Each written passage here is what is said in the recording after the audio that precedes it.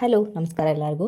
ಪಿಂಚಣಿದಾರರೆಲ್ಲರೂ ಕೂಡ ಸರ್ಕಾರದ ಕಡೆಯಿಂದ ಕೇಂದ್ರ ಸರ್ಕಾರದಿಂದ ಕೆಲವೊಂದು ಭರ್ಜರಿ ಗುಡ್ ನ್ಯೂಸ್ಗಳನ್ನ ಹೇಳ್ತಾ ಇದ್ದಾರೆ. ಸೊ ಇಲ್ಲಿ ಪಿಂಚಣಿದಾರರಿಗಂತಲೇ 16 ಹೊಸ ಬದಲಾವಣೆಗಳನ್ನ ತರಬೇಕು ಅಂತೇಳಿ ಇಲ್ಲಿ ಸರ್ಕಾರದವರು ನಿರ್ಧಾರ ಮಾಡಿದ್ದಾರೆ ಅಂತಲೇ ಹೇಳ್ಬೋದು. ಸೊ ಏನೆಲ್ಲ ಬೆನಿಫಿಟ್ ಸಿಗ್ತಾ ಇದೆ ಅಂದರೆ ಏನು ಬಜೆಟ್ ಮಂಡನೆ ಘೋಷಣೆ ಆಗ್ತದೆ ಫೆಬ್ರವರಿ 1ನೇ ತಾರೀಕಿಂದ ಏನಾಯಿತು. ಸೊ ಆ ಒಂದು ಟೈಮಲ್ಲಿ 16 ಹೊಸ ಬದಲಾವಣೆಗಳನ್ನ ಪಿಂಚಣಿದಾರರಿಗಂತಲೇ ತರಬೇಕು ಅಂತ ಹೇಳಿ ತಂದಿರೋವಂಥದ್ದು. ಸೊ ಅದೆಲ್ಲದು ಇನ್ಫಾರ್ಮೇಷನ್ ಕೂಡ ನಾನು ಇವತ್ತಿನ ವೀಡಿಯೋದಲ್ಲಿ ತಿಳಿಸ್ಕೊಡ್ತೀನಿ. ಆ್ಯಂಡ್ ಅದು ಫೈನಲೈಸ್ ಆಗೋದು ಕೂಡ ಯಾವಾಗ ಅಂತ ಕೂಡ ತಿಳಿಸ್ಕೊಡ್ತೀನಿ. ಅದರ ಜೊತೆ ಈ ಒಂದು ವೀಡಿಯೋದಲ್ಲಿ ಬಂದುಬಿಟ್ಟು ಓನ್ಲಿ ಪಿಂಚಣಿದಾರರ ಬಗ್ಗೆನೇ ಆಗಿರುತ್ತೆ. ಸೊ ಬೇರೆ ಯಾವುದಾದ್ರೂ ಇನ್ನು ಬದಲಾವಣೆಗಳು ಬೇಕು ಅಂತಂದರೆ ದಯವಿಟ್ಟು ಕಮೆಂಟ್ಗಳಲ್ಲಿ ತಿಳಿಸಿ, ನಾನು ಅದನ್ನು ಮುಂದಿನ ವೀಡಿಯೋದಲ್ಲಿ ತಿಳಿಸ್ಕೊಡ್ತೀನಿ.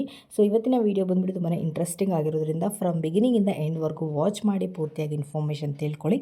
ಹಾಗೆ ಹೊಸದಾಗಿ ಯಾರೆಲ್ಲ ನನ್ನ ಚಾನಲ್ಗೆ ವಿಸಿಟ್ ಮಾಡ್ತಾಯಿದ್ರಾ ದಯವಿಟ್ಟು ನನ್ನ ಚಾನಲ್ಗೆ ಸಬ್ಸ್ಕ್ರೈಬ್ ಆಗೋದನ್ನು ಮರಿಬೇಡಿ. ಇವತ್ತಿನ ವೀಡಿಯೋ ನಿಮಗೆ ಏನಾದರೂ ಯೂಸ್ಫುಲ್ ಅನಿಸಿದ್ರೆ ದಯವಿಟ್ಟು ಇವತ್ತಿನ ವೀಡಿಯೋಗೆ ಲೈಕ್ ಮಾಡಿ, ಶೇರ್ ಮಾಡಿ, ಕಮೆಂಟ್ ಮಾಡಿ. ಇನ್ನು ತಡ ಮಾಡಿದ ವೀಡಿಯೋನ ಶುರು ಮಾಡೋಣ. ಆ್ಯಂಡ್ ಮೊದಲನೇದಾಗಿ ಇದು ಬಂದುಬಿಟ್ಟು ಪಾರ್ಟ್ 1 ಆಗಿರುತ್ತೆ. ಸೊ ಪಾರ್ಟ್ 2 ನೆಕ್ಸ್ಟ್ ವೀಡಿಯೋದಲ್ಲಿ ತಿಳಿಸ್ಕೊಡ್ತೀನಿ. ಯಾಕೆಂದರೆ ವೀಡಿಯೋ ಲಾಂಗ್ ಆದರೆ ನೋಡೋರಿಗೆ ಕೂಡ ತುಂಬ ಕಷ್ಟ ಆಗುತ್ತೆ ಅಂಥೇಳಿ ಹಾಗಿಬಿಟ್ಟು ಇದನ್ನು ಪಾರ್ಟ್ 1 ಆಗಿ ನಾನು ಮಾಡ್ತಾಯಿದ್ದೀನಿ. ಈಗ ಆಲ್ರೆಡಿ ನೀವು ತಮ್ಮನೆಲ್ಲ ನೋಡಿರ್ತೀರ, ಇದು ಪಾರ್ಟ್ 1 ವೀಡಿಯೋ ಅಂಥೇಳಿ.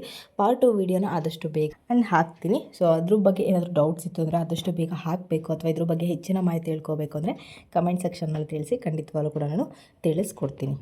ಮೊದಲನೇ ಹೊಸ ಬದಲಾವಣೆ ಬಂದುಬಿಟ್ಟು ಪಿಂಚಣಿದಾರರಿಗೆ ಪಿಂಚಣಿ ಹಣ ಹೆಚ್ಚಳ. ಸೊ ಎಲ್ಲ ವೀಡಿಯೋಗಳಲ್ಲೂ ತಿಳಿಸ್ತಾ ಇದ್ದೀನಿ. ಸೊ ಮೊದಲನೇದಾಗಿ ಹಿರಿಯ ನಾಗರಿಕರು ಯಾರು ಇರ್ತಾರೆ, 60 ವರ್ಷದ ಮೇಲ್ಪಟ್ಟವ್ರು ಯಾರು ಇರ್ತಾರೆ, ವೃದ್ಧಾಪ್ಯ ಪಿಂಚಣಿ ಹಣವನ್ನು ಪಡ್ಕೊಳ್ತಿರೋರು, ಜೊತೆಗೆ ಸಂಧ್ಯಾ ಸುರಕ್ಷಾ ಪಿಂಚಣಿ ಹಣವನ್ನು ಪಡ್ಕೊಳ್ತಾ ಇರೋರಿಗೂ ಕೂಡ ಪಿಂಚಣಿ ಹಣ ಹೆಚ್ಚಳ ಆಗಲೇಬೇಕು ಅಂತ ಇಲ್ಲಿ ಸರ್ಕಾರದವರು ನಿರ್ಧಾರ ಮಾಡಿದ್ದಾರೆ. ಸೊ ಕಾರಣ ಇಷ್ಟೇ.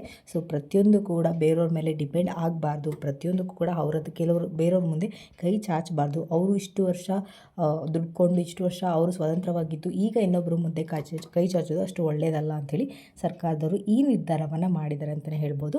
ಸೊ ಆದಷ್ಟು ಬೇಗ ಅಂಥವ್ರಿಗೆ ಪಿಂಚಣಿ ಹಣ ಹೆಚ್ಚಳ ಆಗಲೇಬೇಕು ಅಂತೇಳಿ ತಿಳಿಸ್ತಾ ಇದ್ದಾರೆ. ಎರಡನೇ ರೂಲ್ ಬಂದುಬಿಟ್ಟು ಅಂಗವಿಕಲರಿಗೆ ಕೂಡ ಇಲ್ಲಿ ಪಿಂಚಣಿ ಹಣ ಹೆಚ್ಚಳ ಆಗಲೇಬೇಕು ಅಂತೇಳಿ ನಿರ್ಧಾರ ಮಾಡಿದ್ದಾರೆ.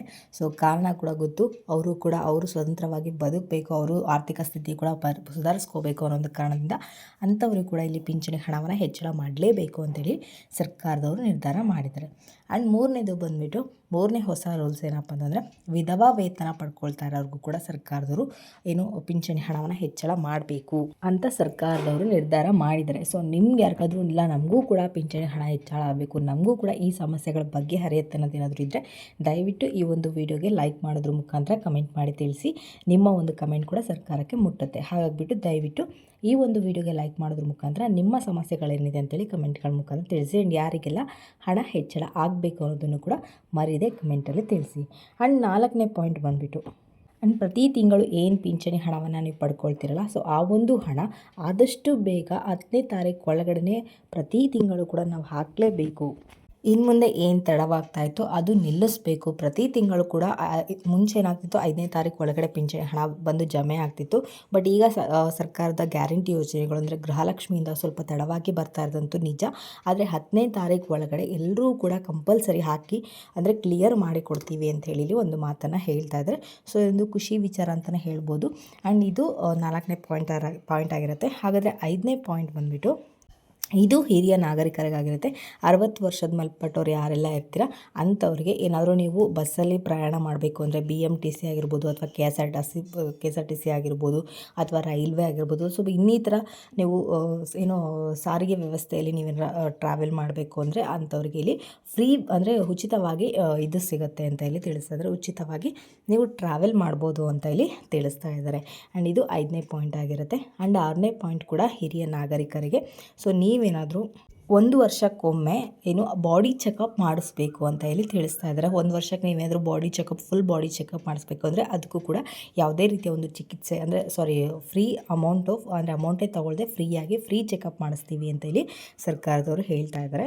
7ನೇ ಪಾಯಿಂಟ್ ಬಂದುಬಿಟ್ಟು ವಯಸ್ಕರು ಏನಾದರೂ ಔಷಧಿಗಳನ್ನ ತಗೋಬೇಕು ಅಂದರೆ ಅವ್ರ ಹತ್ರ ಅಷ್ಟೊಂದು ಹಣ ಇರಲ್ಲ. ಅಂದರೆ ಜಾಸ್ತಿ ಈಗ ಚಿಕಿತ್ಸೆ ಅಂದರೆ ಔಷಧಿಗಳ ಬೆಲೆ ಎಲ್ಲ ಜಾಸ್ತಿ ಆಗಿರುತ್ತೆ. ಸೊ ಅವರಿಗೆ ಆ ಒಂದು ಔಷಧಿಗಳನ್ನ ಖರೀದಿ ಮಾಡಬೇಕು ಅಂದರೆ ಜಾಸ್ತಿ ಅಮೌಂಟ್ ಬೇಕಾಗುತ್ತೆ. ಸೊ ಅಂಥವ್ರಿಗೆ ಕೂಡ ಇಲ್ಲಿ ಸರ್ಕಾರದವರು ನಿಮಗೆ ₹1 ಕೂಡ ತೊಗೊಳ್ಳದೆ ಏನು ನಿಮಗೆ ಔಷಧಿಗಳು ಬೇಕಾಗಿದೆ, ಮಾತ್ರೆಗಳು ಬೇಕಾಗಿದೆ ಅದು ಕೂಡ ಫ್ರೀಯಾಗಿ ಇನ್ನು ಮುಂದೆ ಸಿಗುತ್ತೆ ಅಂತ ಕೂಡ ಇಲ್ಲಿ ತಿಳಿಸ್ತಾ ಇದ್ದಾರೆ.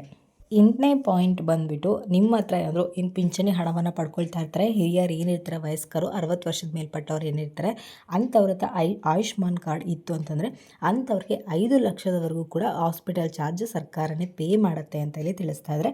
ಆದರೆ ನೀವು ಆ ಒಂದು ಕಾರ್ಡ್ನ ಹೊಂದಿರಬೇಕು ಅಂತ ಹೇಳಿ ತಿಳಿಸ್ತಾ ಇದ್ದಾರೆ. ಸೊ ನಿಮ್ಮಲ್ಲಿ ಯಾರಾದರೂ ಇನ್ನೂ ಕೂಡ ಮಾಡಿಸ್ಕೊಂಡಿಲ್ಲ ಅಂದರೆ ಆದಷ್ಟು ಬೇಗ ಆ ಒಂದು ಆಯುಷ್ಮಾನ್ ಕಾರ್ಡನ್ನು ಮಾಡಿಸ್ಕೊಳ್ಳಿ.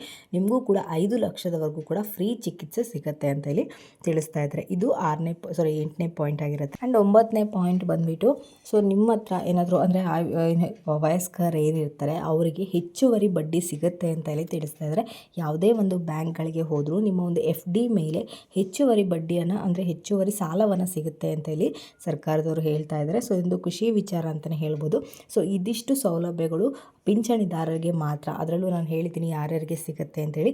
ಸೊ ಹೊಸದಾಗಿ ಯಾರಾದರೂ ನನ್ನ ಚಾನಲ್ನ ವಿಸಿಟ್ ಮಾಡ್ತಾಯಿದ್ರೆ ದಯವಿಟ್ಟು ಈ ಒಂದು ವೀಡಿಯೋನ ಫ್ರಮ್ ಬಿಗಿನಿಂಗಿಂದ ಎಂಡ್ವರೆಗೂ ವಾಚ್ ಮಾಡಿ.